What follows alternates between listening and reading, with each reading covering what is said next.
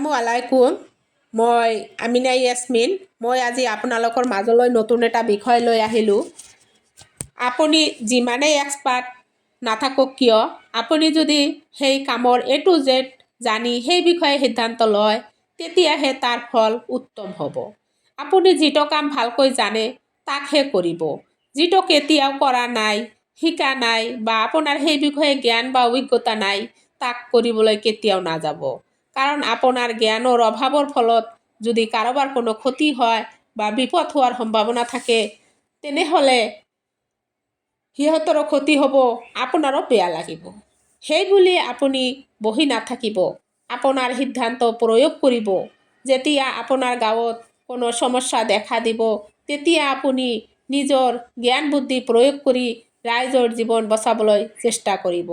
এই ক্ষেত্ৰত এজন আশা বা আশা ছুপাৰভাইজাৰ বুলি কোনো কথা নহয়। আমি সদায় এজনে আনজনক সহায় কৰিব লাগে। উদাহৰণস্বৰূপে আমাৰ গাঁৱত যিমান গৰ্ভৱতী আছে সকলোকে ইনষ্টিটিউশ্যন ডেলিভাৰী কৰাব লাগে। এতিয়া গাঁৱত HWC বিলাক আছে, তাতে ডেলিভাৰী হয়, কিন্তু বাই চান্স বুলি এটা কথা এই পৃথিৱীখনত আছে।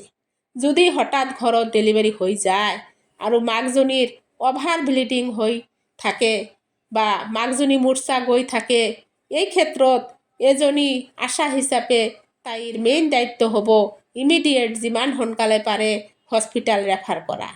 কিন্তু তাই যদি সেয়া নকৰি গাঁৱৰ ঠাইবিলাকৰ বুদ্ধিমতে ঘৰতে ৰাখে আৰু ঘৰুৱা ট্ৰিটমেণ্ট কৰে, তাৰ ফলত PWজনী মৃত্যুমুখত পৰে আৰু এই ক্ষেত্ৰত আপুনি নিজকে নিজে দোষী বুলি ভাবিব।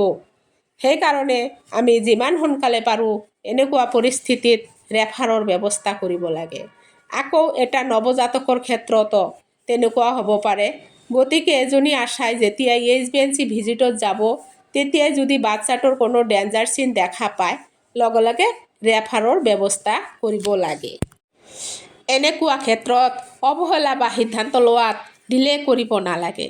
কাৰণ আমি সদায় চিন্তা কৰিব লাগে যাতে মোৰ ভুলৰ কাৰণে বেলেগৰ একো ক্ষতি নহয়। কাৰণ বেলেগৰ ক্ষতি মানে মোৰ নিজৰ ক্ষতি। বেলেগৰ ক্ষতি মানে মোৰ ৰাইজৰ ক্ষতি। বেলেগৰ ক্ষতি মানে মোৰ অঞ্চলৰ ক্ষতি। নিজৰ বুদ্ধি কামত খটুৱাব লাগে। ৰোগীক বচোৱাৰ ক্ষেত্ৰত সদায় অগ্ৰাধিকাৰ দিব লাগে।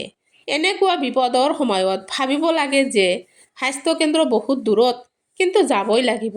কাৰণ চিকিৎসা ইয়াত কৰাব পৰা নাযাব।